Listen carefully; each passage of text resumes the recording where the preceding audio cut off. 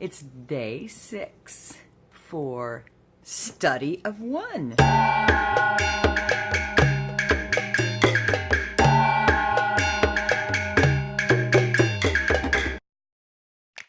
Okay, today we're going to be looking at Everything is Figureoutable by Marie Forleo. I think this woman is... I feel like in this chair I'm always having to adjust. I adore this woman for many reasons, primarily because she is so incredibly encouraging. She's always like, you can figure it out, you can do this, come on.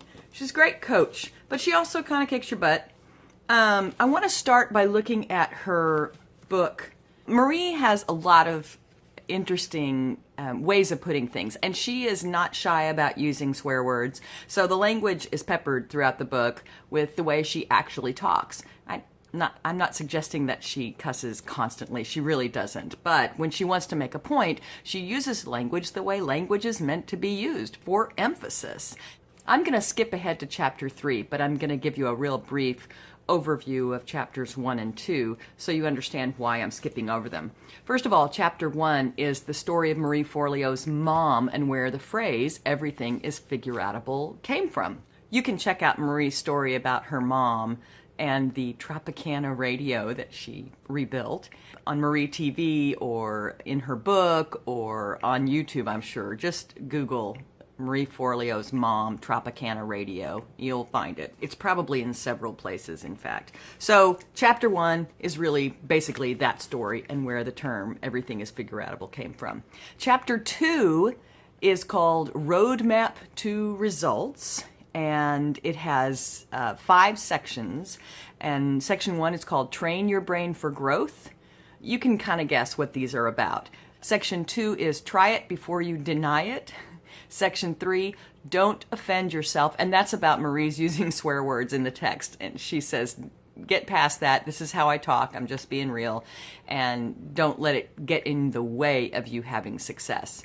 And then section 4 is Do the Work. And there's work in this book, plenty of it. And then section 5 is called Connect with Our Community. And Marie Forleo has this gigantic community of people who are supporting one another in being successful and achieving their goals. And they're big goals. I mean, there are women and men all over the Marie Forleo community who are creating these amazing projects and businesses and really having great success doing it. So I invite you to go check out her community because it's worth looking into. Now, the chapter we're going to look at today is chapter 3 called The Magic of Belief. It's a pretty juicy chapter. I'm not suggesting the other 2 aren't worth looking at. You should definitely read the other 2 chapters, but this is one sort of where the rubber hits the road, I think. There is a quote from Alice in Wonderland where Alice says, "This is impossible," and the Mad Hatter says, "Only if you believe it is." I love that. Okay, on page 34, I'm going to read this section to you because I think it's pretty groovy. Page 34, when you change a belief, you change everything. Our beliefs either propel us to or prevent us from living to our fullest potential. Our beliefs determine whether we fail or succeed and how we define success in the first place. Just imagine the decades of relentless belief, action, and determination required to give women in the U.S. the right to vote. Or the unshakable belief that President John F. Kennedy and the team at NASA had in our ability to send humans into space and walk on the moon. Something a mere 100 years prior would have seemed preposterous. Belief is where it all begins. It's the genesis of every remarkable discovery and leap forward humans have ever made, from science to sports to business to technology and the arts. The power that beliefs have over our lives simply cannot be overstated. But before we begin to change our beliefs, it's helpful to understand more about where they come from in the first place.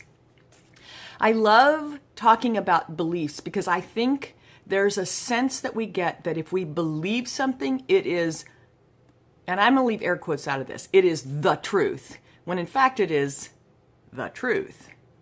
Let me explain. When you have a belief, It's because you've told yourself something over and over again. It was an idea to begin with, and then you repeated it until it became more entrenched. And as you repeated it, you started to find evidence to support your idea. And as you supported the idea with all of the evidence you collected, then it became closer and closer to becoming what it is now, which is a belief. There are some other beliefs that we carry around with us. I know I talked the other day about my list when we were working in the book, The Artist's Way, or It's Never Too Late to Begin Again. And that is the belief that I can't be, or it's too late to blah, blah, blah. And one of them that I said was, it's too late for me to model. Well, I found an example of a model who's close to my age, and she works under the moniker Silver Disobedience. Her hair is completely silver. She's absolutely stunning, and she is a professional model. So there it is. And there are other examples of that kind of thing going on. I think that's one of the things that Marie Forleo is suggesting that you do, is you look to see, once you figure out where your beliefs came from, if you can find evidence of things that challenge your beliefs. So in this chapter, chapter 3 of Marie Forleo's Everything is Figureoutable, she lists several places where beliefs come from. 5 places where beliefs come from. And they all start with the letter E. Well, that's just awfully convenient, Marie. So one is environment. The second one is experience. The third is evidence. The fourth is examples. And the fifth is envisioning. And she describes those in more detail in the book. So I really recommend you get the book. Like I said, you can order it from the library, probably, although it's pretty new. And if not, you can order it online.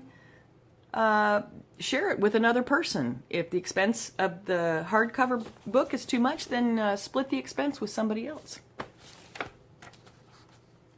Okay, on page 42, Marie says, all beliefs are a choice. What? I guess breathing oxygen. I'm not sure that I'm going to say breathing oxygen is a choice. I think she's talking about a certain type of belief. So I'm going to actually read this so that we can start to understand it. All beliefs are a choice, and choices can be changed.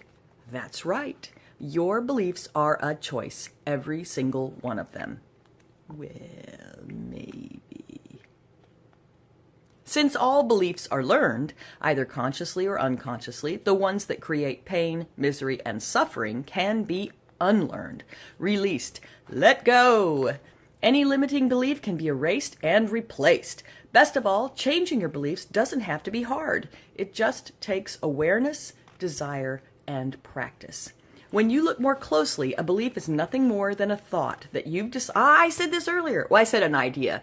But yeah, a thought. Thoughts are things, y'all.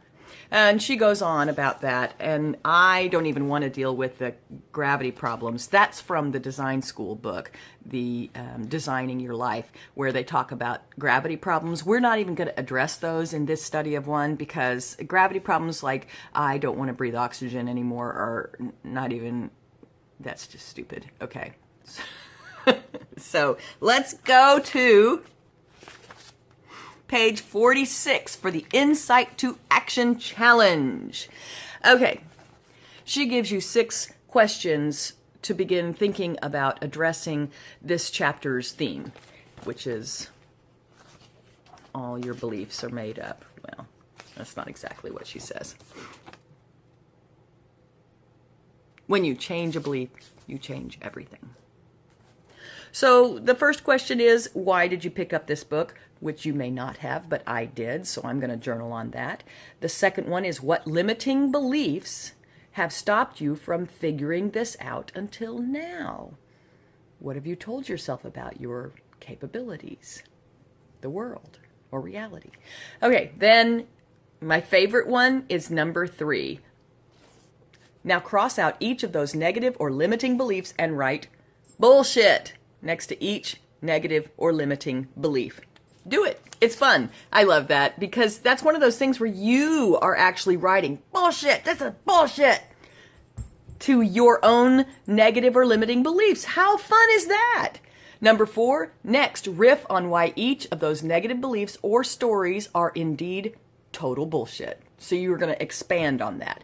Number 5, imagine who would you be without this limiting belief. Who would I be without the limiting belief that I could never again model?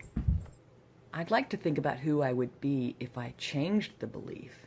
I think I would have a lot more confidence in my appearance. I would probably change how I feel about aging. Oh, this is going to be fun. I'm looking forward to this exercise. Number 6, design a creative, playful plan. Oh, alliteration, Marie, really? Design a creative, playful plan to embody the belief that everything is figureoutable. Okay, so that is where the other books come in handy, because designing your life and It's Never Too Late to Begin Again are both books that address changing those beliefs and creating something new in my life. So I'm looking forward to this. Could be very interesting. I'm using this video series as my accountability so that I stay on top of studying these books. You can do the same. So if you want to have some accountability, put some comments in the comment section below and I'll interact with you, and you can start using that as an accountability practice to stay on top of the changes that you want to make in your life.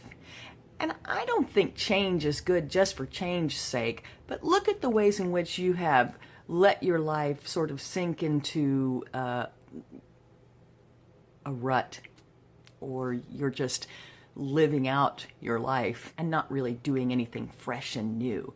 Do something fresh and new. Challenge yourself. Be young again. Youth exists in here. It's not about this or the color of your hair or what shape your body's in even. Youth is about how you feel about what you're doing with your life. I think feeling great and feeling young matters so much more than looking young, because it is better to feel good than to look good. Go ahead, look at your life, find yourself a book, take on some practices, and change your beliefs. Marie supports you, and so do I.